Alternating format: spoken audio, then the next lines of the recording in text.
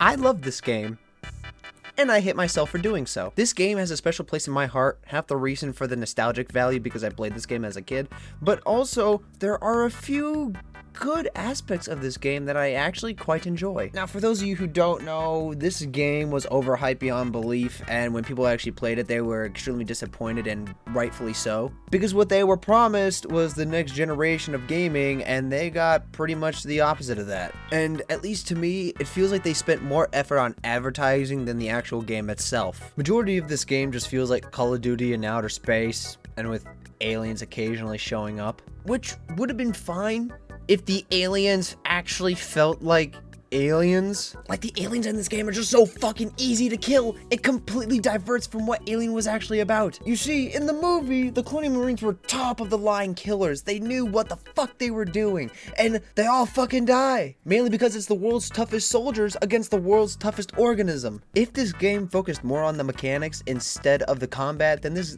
would have been a good game. Methods of slowing down the aliens while also occasionally, every now and then, maybe getting into some combat would have been fine. But no, that is something new and something unique. We gotta go with what has been pretty much been done repeatedly over and over again for several years. Let's just have the Colonial Marines go in guns blazing like it's another Call of Duty game. This hurts. It hurts my head. The franchise is slowly diverting away from its original magnum opus, the creation of tension. You see, Alien, the first Alien movie was straight up horror, or at least around the time that it was created. It was fucking terrifying. And it was mainly due to the unpredictability of the alien's design, the cheap jump scare, and tension. Tension was perfectly done in the first movie. In the second movie, where the Colonial Marines first show up, there is less horror, more action, but yet there is still a lot of tension. The movie puts stress on you. You don't know what's going to happen next.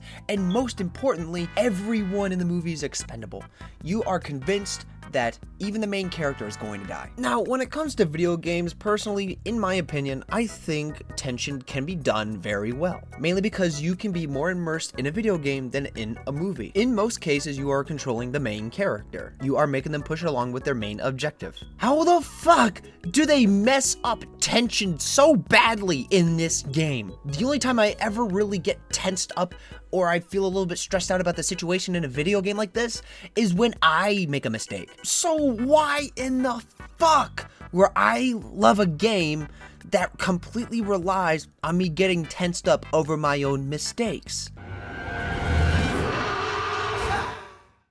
In this level, everything is taken from you. Everything that you have attained throughout the entire game, your guns, your motion tracker, even your grenades and your sidearm, everything is taken away. You now have to completely rely on the openings of the environment around you to find an escape, while you have a bloodthirsty, nearly indestructible xenomorph on your tail at all times. Most of this game does not have any tension at all. This level specifically does it perfectly. God, if only the entire game was like this. At the start of the level, you escape the room that you start in by finding a vent. And if you don't find the vent and escape in time, the xenomorph comes and kills you. And as you crawl through the vents, the xenomorph continues to desperately try to get into the vents. And after that quick, brief introduction, you are then introduced to another xenomorph type. One that is both extremely unique and possibly the most dumbest thing I've ever seen.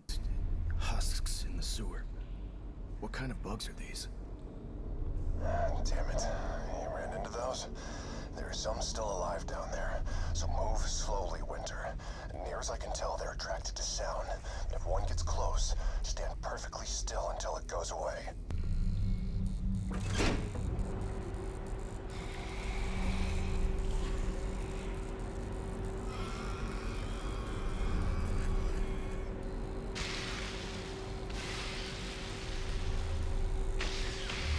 God damn, man!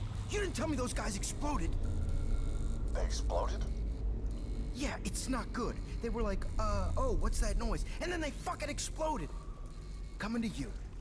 Then, right after, you are brought right back into the action with the first xenomorph you encounter.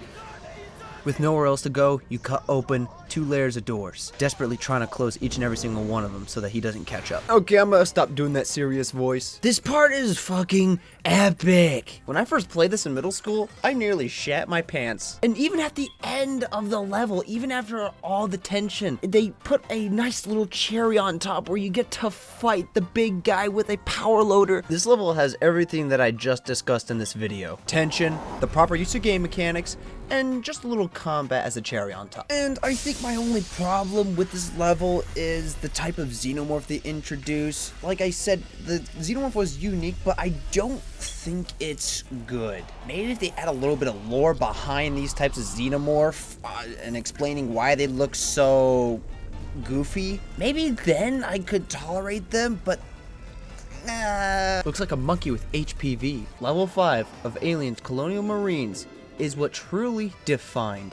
the game. But outside of the wart-infested crippled xenomorphs and the 15 extra minutes of senseless shooting, there's only one more problem that I see with this level. The rest of the game exists.